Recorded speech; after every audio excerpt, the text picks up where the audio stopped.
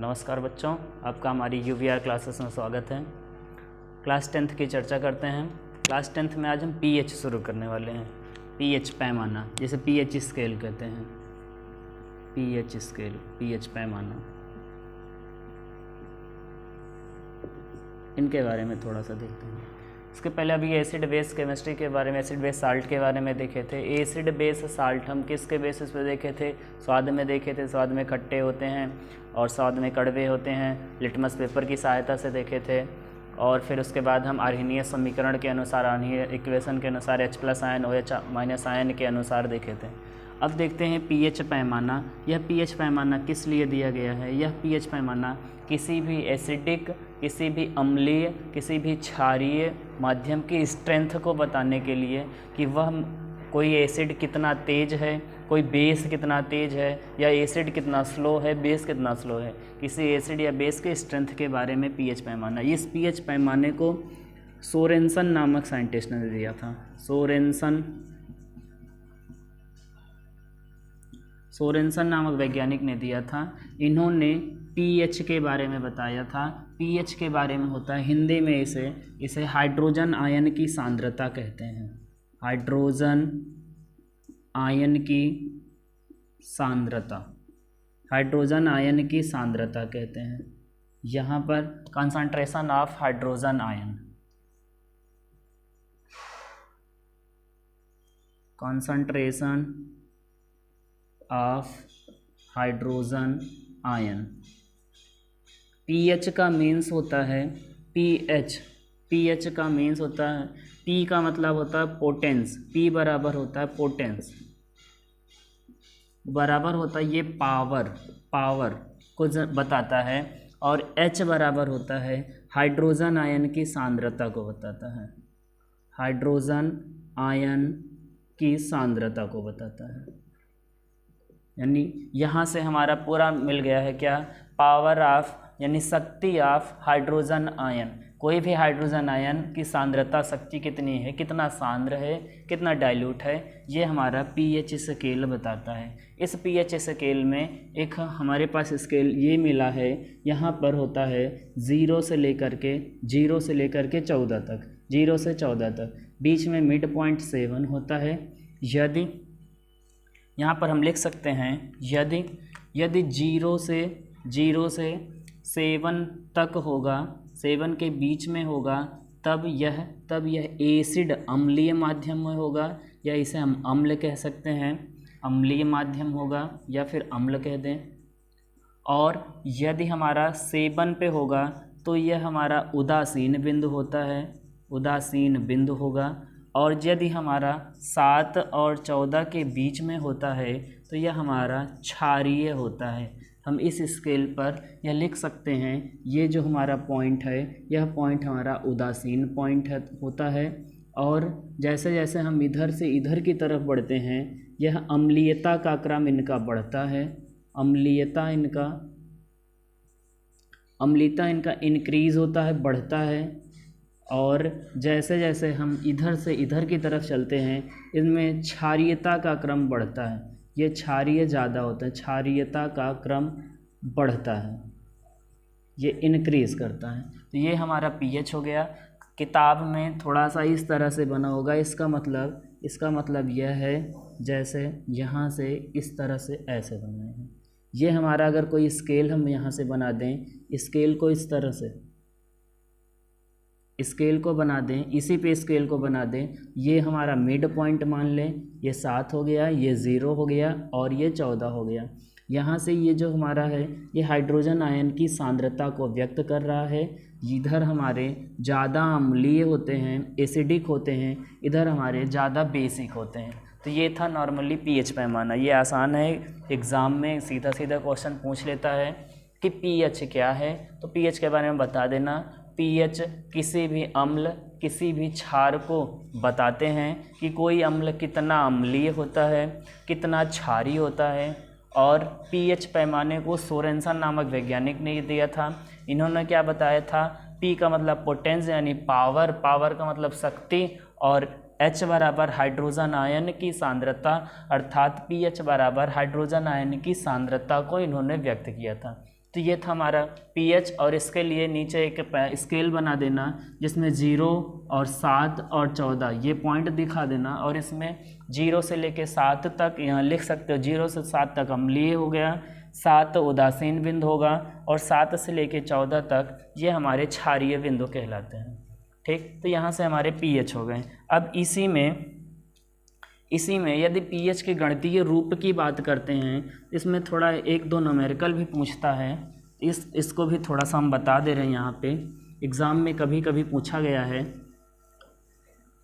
इसको गणितीय रूप में यदि व्यक्त करना होगा, pH को हम गणितीय रूप में व्यक्त करेंगे, pH को हम गणितीय रूप में व्यक्त करते हैं, तो फिर कैसे होगा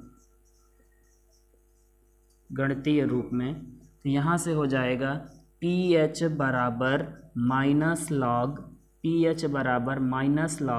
H प्लस आयन, ये इसका गणितीय रूप है, ये इसका फार्मूला भी कह सकते हैं। अब इस फार्मूले से, इससे रिलेटेड किसी भी जैसे कोई क्वेश्चन दे दिया, उसमें pH कैलकुलेट करने के लिए देगा, इसी pH फार्मूले से हम pH को कैलकुलेट करते हैं। इसके गणितीय रूप में pH बराबर minus log H plus ion, ये तो pH के लिए था। अगर हम POH की बात करते हैं तो यहाँ लिख सकते हैं POH बराबर minus log OH ion, OH minus ion, ये हमारा POH के लिए हो गया यहाँ से। और यदि हम दोनों को आपस में मिला दें, pH प्लस POH बराबर होता है, pH प्लस POH बराबर 10 की पावर 14। ये यहाँ से ये एक फार्मूला बन गया। हम इस 3 फार्मूले पर बेसिक नॉर्मली चर्चा करने वाले हैं, फिर इसको नोट करना और नोट कर सकते हैं। फिर आगे चलते हैं। आगे इसमें सवाल किस तरह से आते हैं, इन सवाल के बारे में देखते हैं। जैसे अगर पूछ लिया कोई किसी हाइड्रोजन आयन की सांद्रता 1 गुणे 10 की पावर लिख देते हैं, एक मिनट। जैसे पूछ लिया कि हाइड्रोजन आयन की सांद्रता दे रखा है, हाइड्रोजन आयन की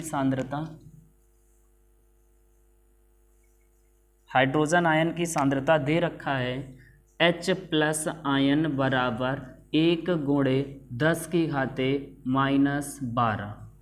ठीक, हाइड्रोजन आयन की सांद्रता यह दे रखा है मोल प्रति लीटर, मात्रक मोल प्रति लीटर। और पूछ लिया कि इसमें इसका pH मान क्या होगा, कैलकुलेट pH की गणना करना, pH बराबर क्या होगा। तो हम फार्मूला लगाएंगे, ये pH बराबर minus log H plus ion. इस फार्मूले से देखते हैं किस तरह से यह कैलकुलेट होगा, इसको किस तरह से कैलकुलेट करते हैं। तो यहाँ से हम लिखेंगे pH बराबर माइनस लॉग H प्लस, अभी यहाँ सवाल में लिखा गया है H प्लस आयन की सांद्रता की वैल्यू यह है, तो यहाँ से हम रख देंगे H प्लस आयन की सांद्रता 10 × 10 की पावर -12, ये हो गया। एक का कोई मतलब नहीं, मल्टीप्लाई होके इसी में हो गया। अब हमारे पास एक फार्मूला है, मैथ में हम पढ़ते हैं कि log m की पावर n, log m की पावर n को लिख सकते हैं n log m। इस फार्मूले का यूज़ करते हैं, इस फार्मूले का यूज़ यहाँ करते हैं। यहाँ कैसे करेंगे, हम इसे log, ये तो log है ही है, और इसको हम m मान लें और इसको हम n मान लें, तो ये बन गया ना log m की पावर n। इसको हम किस तरह से लिखेंगे, यहाँ पर माइनस सिंबल है, n ये बाहर आ जाएगा, तो बराबर -n log m, ये बन गया। अब इस माइनस लॉग n, ये अब इसको क्या करेंगे, इसकी वैल्यू रखते हैं। इसकी जब वैल्यू रखते हैं, इसकी वैल्यू कितना है, -12 है, यहाँ पर हो जाएगा -12 और लॉग हो गया m की पावर कितना था, 10 है, ये हो गया। अब एक फार्मूला और पढ़े होंगे, लॉग बेस 10 पर इसकी वैल्यू क्या होती है। ठीक, यहाँ से थोड़ा सा देखने के बाद ये माइनस माइनस प्लस में हो गया, ये 12 हो गया, मिला क्या है लॉग बेस 10 पर ये 10। एक फार्मूला और पढ़े होंगे कि होता है लॉग बेस 10 पे 10 का मान 1 होता है, ये। तो यहाँ से इस इतने टोटल की वैल्यू कितना हो जाएगी, 1 हो जाएगी। तो 12 गुणे 1 बराबर कितना होगा, ये 12 होगा। यही इसका आंसर हो गया। तो लिखेंगे pH बराबर 12, यानी जो दिया गया है यह हमारा इस 0 से और इस 14 के रेंज में, 7 हमारा न्यूट्रल था, यानी यह है कितना 12, यानी 7 से 12 के बीच में है। तो दिया गया यह इसका pH जो 12 आया है, यह 12 क्षारीय माध्यम का होगा, ये क्षारीय होगा। यहाँ से हम इस तरह से इस pH से रिलेटेड न्यूमेरिकल को लगा सकते हैं। यहाँ आप इसको नोट कर सकते हैं या फिर स्क्रीनशॉट इसका ले सकते हैं। ये तो हो गया pH। एक और सवाल पर थोड़ा सा चर्चा करते हैं, नोट करना हो तो नोट कर लेना, ठीक।